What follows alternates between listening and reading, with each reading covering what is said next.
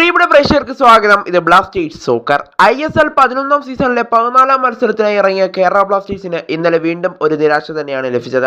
എതിരില്ലാത്ത ഒരു ഗോളിനായിരുന്നു ജംഷഡ്പൂർ FC ബ്ലാസ്റ്റേഴ്സിനെ പരാജയപ്പെടുത്തിയത്. എന്നാൽ ഇതിനിടയിൽ ബ്ലാസ്റ്റേഴ്സിന്റെ പുതിയ പരിശീലകനായി ആരെത്തും എന്നതാണ് ബ്ലാസ്റ്റേഴ്സ് ആരാധകർ ഇപ്പോൾ നിരന്തരമായി ചോദിച്ചുകൊണ്ടിരിക്കുന്നത്. സെർജിയോ ലൊബേറയുടെ പേരായിരുന്നു കഴിഞ്ഞ ദിവസം ധാരാളമായി ഉയർന്നു കേട്ടത്.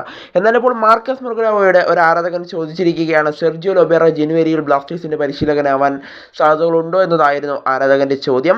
എന്നാൽ അതിന് മാർക്കസ് മൊർഗുനോ കൃത്യമായ മറുപടി തന്നെ നൽകുന്നുണ്ട്. എന്തായാലും അദ്ദേഹത്തിന്റെ വാക്കിലേക്ക് കടക്കും മുമ്പേ നമ്മുടെ ചാനൽ കണ്ടുപോകുന്ന ഏകദേശം 80% പേരും ചാനൽ ഇതുവരെയായിട്ടും സബ്സ്ക്രൈബ് ചെയ്തിട്ടില്ല. അതുകൊണ്ട് തന്നെ എല്ലാവരും നമ്മുടെ ചാനലിന് പരമാവധി സബ്സ്ക്രൈബ് ചെയ്തിട്ട് വീഡിയോ കാണാൻ ശ്രദ്ധിക്കുക. അപ്പോൾ നമുക്ക് നേരെ വീഡിയോയിൽ തന്നെ കടക്കാം.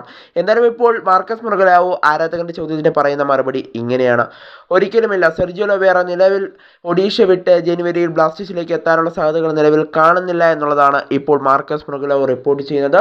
100% അദ്ദേഹം ഇപ്പോൾ ഒഡീഷ വിട്ട് ബ്ലാസ്റ്റേഴ്സിലേക്ക് എത്താനുള്ള സാധ്യത ഇല്ല എന്നാണ് ഇപ്പോൾ മാർക്കസ് മൊർഗുനോ റിപ്പോർട്ട് ചെയ്യുന്നത്. എന്തായാലും ഇതോടുകൂടി സെർജിയോ ലൊബേറയും ബ്ലാസ്റ്റേഴ്സിലേക്ക് എത്തുന്നില്ല എന്നൊരു കാര്യം ഇവിടെ ഒരു അടഞ്ഞ അധ്യായമായി മാറുകയാണ്. എന്തായാലും ജനുവരിയിൽ മാത്രമേ അദ്ദേഹം ബ്ലാസ്റ്റേഴ്സിലേക്ക് എത്താതെയുള്ളൂ എന്നാണ് മാർക്കസ് റിപ്പോർട്ട് ചെയ്തിരിക്കുന്നത്.